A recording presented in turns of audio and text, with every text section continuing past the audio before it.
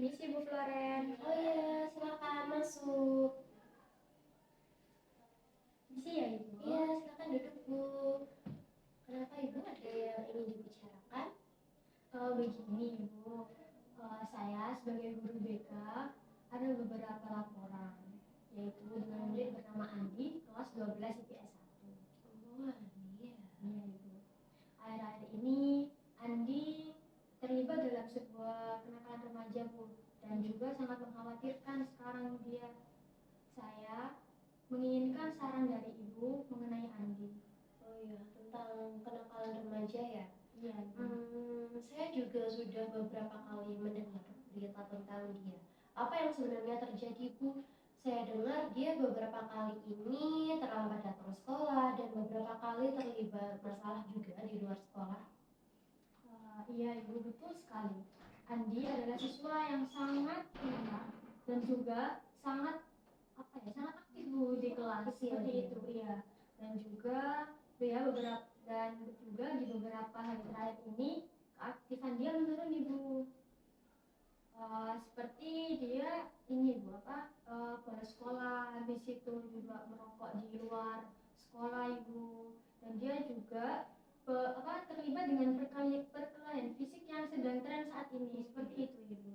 Dan dia juga terlihat sering bersama kelompok yang menurut saya ini Bu sangat buruk, Pengaruh negatif ya. pengaruhnya negatif bagi Andi. Iya ya, memang saat ini kenakalan remaja sering dipicu gitu dari beberapa faktor, misalkan jadi membuat dia sering berkelahi, terus juga kualitas akademiknya juga jadi menurun. Nah itu apakah ibu ini udah tahu apa yang membuat Andi berubah menjadi terpengaruh hal negatif seperti itu? Mungkin ada masalah di rumah atau di lingkungannya Bu? Iya Bu, saya juga sudah mencoba untuk berbicara secara pribadi Ibu dengan Andi, dan Andi juga sempat mengaku ada beberapa masalah di keluarganya, tapi dia sangat tertutup Ibu. Dia tidak mau berbicara lebih lanjut tentang keluarganya. Ibu dan ayahnya bercerai, dan Andi tampaknya terpengaruh dengan keadaan tersebut Ibu. Namun meskipun itu saya sudah mencoba Ibu dengan mendekati dengan hati-hati kepada Andi. Dia tetap tidak mau terbuka Ibu.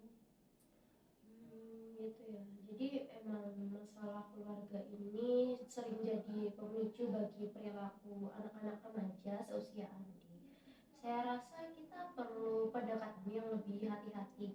Apa kita sudah mencoba berbicara dengan orang tua Andi? Sudah Ibu, saya sudah menghubungi berkali-kali dengan Ibu Andi. Akan tetapi tanggapan beliau terkesan tidak serius Bu terhadap masalah Andi. Mungkin mereka merasa tidak tahu Bu harus berbuat apa kepada Andi, atau mereka terlalu sibuk dengan masalah pribadinya.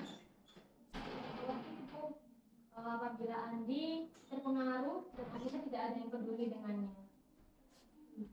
Ini masalah yang cukup serius ya kalau saya lihat-lihat. Kenakalan remaja ini kalau dibiarkan makin lama itu dampaknya bisa besar banget. Maka Andi juga akan terpengaruh akan hal-hal buruk, dan juga kalau semakin parah itu juga akan merusak masa depannya Andi Bu. Saya rasa kita perlu mengambil tindakan-tindakan yang lebih tegas, namun juga tetap ada pendekatan yang lebih penuh perhatian gitu. Sepakat Bu saya dengan pendapat itu. Saya juga ingin Andi mendapatkan kesempatan yang lebih bagus Bu untuk dia berubah. Betul. Saya tapi khawatir Bu jika terlalu keras terhadap Andi, dia juga justru akan semakin menjauh dari saya. Mungkin kita bisa mencoba Ibu mendekatinya dengan dari guru mata pelajaran atau teman-teman dekatnya Bu. Itu ide yang bagus. Mungkin kita juga bisa melakukan sesi konseling untuk Andi juga. Mungkin dengan itu kita juga bisa tahu gitu keadaan Andi yang sebetulnya seperti apa, dan dia juga akhirnya mendapatkan motivasi untuk lebih berperilaku positif. Dia juga mungkin akan merasa lebih, wah aku ini diterima, dan juga tidak merasa bahwa dirinya ini terisolasi. kita juga bisa melibatkan dengan guru-guru mata pelajaran juga yang mungkin ada di kelasnya Andi untuk membantu memantau perkembangan dan juga sikapnya Andi ini di kelas seperti apa gitu. Tapi Ibu, apakah jika kita memberi sanksi itu harus lebih tegas lagi nggak sih Bu? Agar misal agar Andi itu bisa berubahnya itu gini kayak sadar gitu Bu, dan peringatan atau hukuman yang lebih berat apakah ini jika dia itu melanggarnya terus-terusan gitu Bu. Kalau dia melanggarnya terus-terusan baru kita kasih hukuman yang berat kayak gitu. Sanksi memang penting untuk memberikan efek jerah gitu. Tetapi kita juga harus memastikan gitu bahwa sanksi tersebut tidak hanya berupa hukuman fisik atau hukuman verbal yang bisa malah justru membuat Andi ini semakin terpojok. Sanksi ini bisa berupa pengurangan hak-hak tertentu, misalkan pembatasan kegiatan ekstrakurikuler gitu. Namun juga harus diimbangi dengan pembinaan dan konseling yang selalu kita pantau. Seharusnya seperti itu ya Bu. Untuk itu apakah saya boleh meminta pendapat dan supervisi dari Ibu tentang konseling saya bersama Andi Ibu? Oh iya boleh. Ini ya.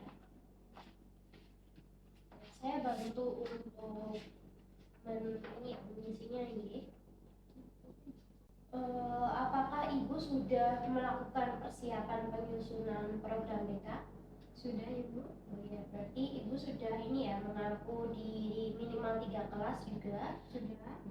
Lalu juga ada daftar siswa yang dibimbing oleh guru BK yang mungkin tadi seperti Andi juga bisa masuk. Kemudian melakukan kegiatan kebutuhan layanan juga ya. Iya Ibu. Iya ada ya. Kemudian untuk penyusunan program BK seperti POPBK dan sudah mensosialisasikan program BK yang kita juga selalu adakan ya. Selalu ada Ibu di setiap bulan. ya, ini juga sudah bagus gitu. Kemudian buat komponen bimbingan ini kan selalu ada ini ya pelaksanaan bimbingan konseling juga. Kemudian ada evaluasinya juga nggih. Ada Ibu. Terjadwal semua. Sudah terjadwal dengan bagus. Baik. Saya juga sudah melihatnya di laporan juga hasil dari konseling Ibu juga sudah selalu rutin pelaksana dengan siswa-siswa. Kemudian kegiatan pelaksanaan ini juga sudah ya dilakukan di ruang BK. Lalu untuk pelaksanaan tugas tambahan ini juga sudah ya Ibu, seperti ini menjadi pengawas penilaian terhadap proses dan hasil belajar siswa. Terus juga Ibu kan juga sebagai koordinator dari BK juga nih. Iya Ibu, saya koordinator. Iya, koordinatornya. Lalu juga dalam membimbing siswa dalam kegiatan ekstrakurikuler juga, dan juga mengembangkan keahlian dengan melakukan kajian dan penelitian juga sudah nggih? Sudah Ibu. Kemudian untuk pelaporan ini Ibu selalu rutin juga ya dalam mengisinya? Selalu rutin Ibu, di setiap aplikasi sekolahnya saya sudah selalu mengisi. Jadi sudah ada laporan bulanan, laporan semester juga, lalu untuk laporan hasil evaluasinya juga sudah rapi. Mungkin nanti setelah ini juga nanti saya akan cek kembali untuk laporannya supaya saya juga bisa memantau hasil kinerja Ibu dan juga dari siswa-siswa yang Ibu ini ya, Ibu konseling juga gitu. Oke, nanti mungkin setelah ini saya juga bisa ini ya memantau di aplikasi sekolah kita tentang kegiatan konseling yang Ibu laksanakan dengan Andi juga. Nanti kita juga akan bekerja sama. Saya juga akan ikut membantu dalam menghubungi orang tuanya Andi ini dan meminta mereka untuk datang ke sekolah. Mungkin kita melakukan berdiskusi gitu dengan orang tua Andi. Sementara itu Ibu bisa mulai mengadakan sesi konseling kelompok dan mengajak teman-teman Andi juga untuk berbicara. Terima kasih Bu Loren atas saran yang sudah diberikan. Saya merasa lebih jelas tentang langkah-langkah yang harus saya ambil terhadap Andi. Saya akan segera melaksanakan saran dari Ibu.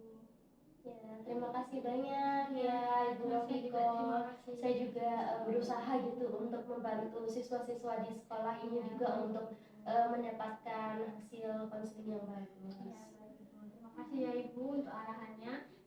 segera melaporkan jika ada perkembangan dari Andi.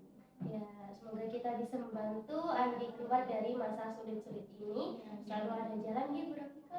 Amin Ibu. Terima kasih.